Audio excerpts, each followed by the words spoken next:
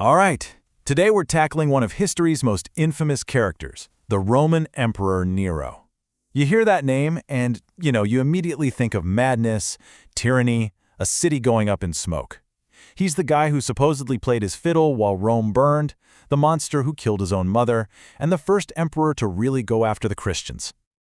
But what if the story we all know isn't the whole story? I mean, the great Roman historian Tacitus, one of our main sources, he basically admits it. He says the histories written about Nero were shaped by fear while he was alive and by pure hatred after he was dead. These accounts were written by his enemies, the wealthy senators who couldn't stand him, so of course they'd paint him as the ultimate villain. So that's the real question, isn't it? We have to try and separate the man from the myth, the history from the propaganda.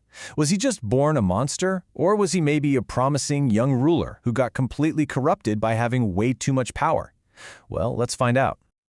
Okay, so here's how we're going to break this down. We're going to look at his rise to power, then the surprisingly good start to his reign, his fall into tyranny, the real story behind the Great Fire of Rome, and finally, what to make of his really strange legacy.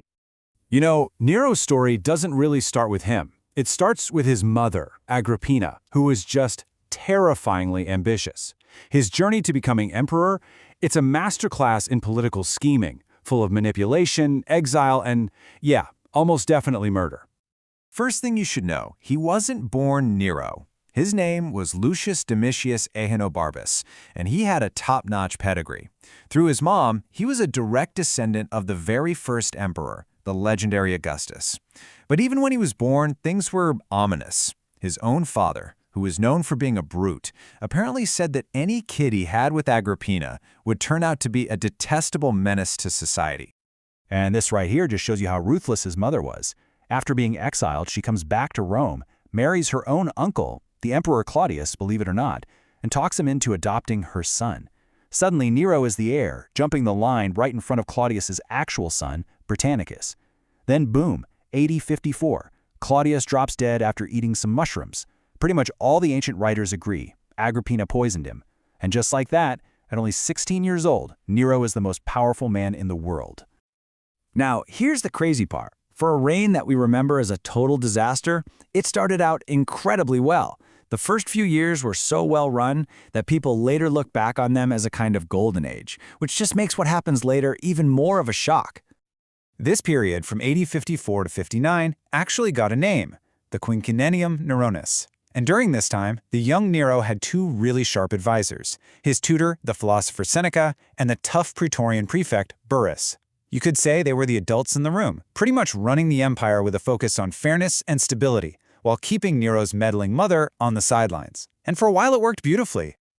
And just look at the kinds of reforms they put in place. These weren't small things. He cut taxes that were hurting the poor. He tried to get rid of capital punishment altogether. He even limited the goriest parts of the gladiator games. And this one is huge for the time. He gave slaves the legal right to file complaints against abusive masters. He was even respectful to the Senate. For a few years there, it really looked like Nero might go down as one of Rome's best emperors. But that golden age, well, it came to a very bloody and dramatic end. All that good judgment from his early years just evaporated. And that dark side his father talked about started to come out, all triggered by one horrifying act that would define him forever. The big turning point came in AD 59. That's what Nero had his own mother killed. See, Agrippina put him on the throne, and she expected to be the one calling the shots. But as Nero grew up and wanted to rule for himself, he couldn't stand her constant interference anymore. Plus, he was head over heels for a woman named Poppaea Sabina, and his mom hated her. So he decided Agrippina had to go. The murder plot itself is just bizarre. It sounds like something out of a play. According to the historians, Nero's first try was to build this special boat that was designed to just fall apart and sink while she was on it. But Agrippina was a strong swimmer, and she actually made it back to shore. When Nero found out it failed, he panicked and just sent assassins to her house to finish the job.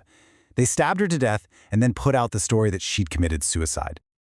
After killing his mother, it's like a switch flipped. The gloves were off. His stepbrother Britannicus was already long gone, probably poisoned.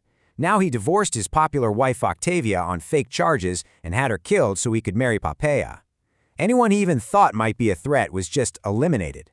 This all came to a head in AD 65, when a big conspiracy against him was discovered. In the aftermath, he even forced his old mentor, Seneca, to kill himself.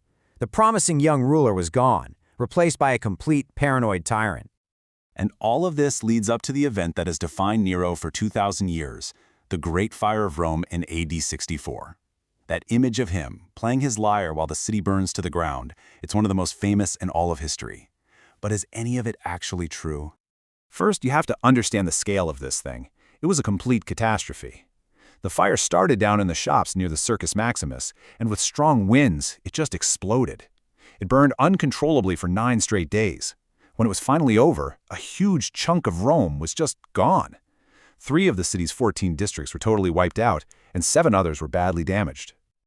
So, let's break down the myth versus the reality. That story about him playing an instrument, it would have been a lyre, by the way, not a fiddle. That's almost certainly a lie made up later. The historian Tacitus, who was actually a kid in Rome when it happened, says Nero was 35 miles away in Antium when the fire started. And when he heard the news, he didn't celebrate. He raced back to the city, opened up his own gardens to shelter the homeless, and paid out of his own pocket for food to keep people from starving. But even with those relief efforts, rumors started flying that Nero had started the fire himself so he could build a new, grander city. He needed a scapegoat, and he needed one fast. He found one in this small, new, and widely misunderstood religious group called the Christians. This was the first major Roman persecution of Christians, and it was absolutely horrific. They were torn apart by dogs, crucified, and even set on fire to be used as human torches in Nero's gardens. And the rumors about him wanting to build something new weren't totally wrong. In the huge area that the fire cleared, Nero started building a palace so lavish it was almost unimaginable, the Domus Aurea, or the Golden House. It was this massive complex with an artificial lake, vineyards, and a gigantic 100-foot-tall statue of himself. For the people of Rome who had just lost everything, it looked like Nero was building a personal theme park on the ashes of their homes. So, by this point, Nero's managed to alienate pretty much everyone who mattered. The army, the Senate, and his other obsession, performing on stage as a singer and a poet, was a huge scandal for the old-school Roman elite. They thought it was completely undignified. The common people might have loved it, but the aristocracy was horrified. The end was definitely coming. In AD 68, it all fell apart. Governors in Spain and Gaul rose up in rebellion, and the Senate finally grew a spine. They declared Nero an enemy of the state. Abandoned by his own guards, he fled Rome. Trapped in a villa, the 30-year-old emperor took his own life, supposedly needing his secretary to help him push a dagger into his throat. His last words were supposedly, "What an artist the world is losing," which honestly tells you everything you need to know about him. His death was the end of the line for the first dynasty of Roman emperors. And this slide really gets to the heart of the Nero paradox. You have 2 totally different verdicts on the guy. The senatorial elites, the people who wrote the history books, they saw him as an absolute monster, a cruel, self-indulgent tyrant, and they were thrilled when he died. But the ordinary people of Rome, they saw it differently. They saw a guy who put on amazing games, who built public theaters, who connected with them. To them, he was a star. They actually mourned him, and for years after his death, people would leave flowers at his tomb. His popularity was so real, especially out in the eastern provinces, that it created this bizarre legend called the Nero Redivivus, basically Nero reborn. For decades, people believed that Nero hadn't really died and that one day he was going to come back and take the throne again. People claiming to be Nero would pop up every few years and actually get a following before they were caught. So, when you boil it all down, Nero's story is just not that simple. He's a guy who started out with real promise, but then plunged into tyranny after killing his mom. He was an artist who the elite thought was a joke, but a populist leader the masses adored. And while he almost certainly did not start the Great Fire, the way he handled it, scapegoating to Christians and building his massive golden house, is what really sealed his infamous reputation. This story is a constant battle between what the powerful wrote and what the people remembered. And that leaves us with one final thought. The story of Nero is maybe the ultimate reminder that history is written by the winners, or in this case, by the people who outlived him and hated his guts.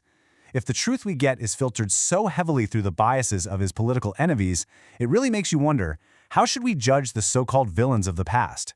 And how much of what we think we know is just a really well-told, one-sided story?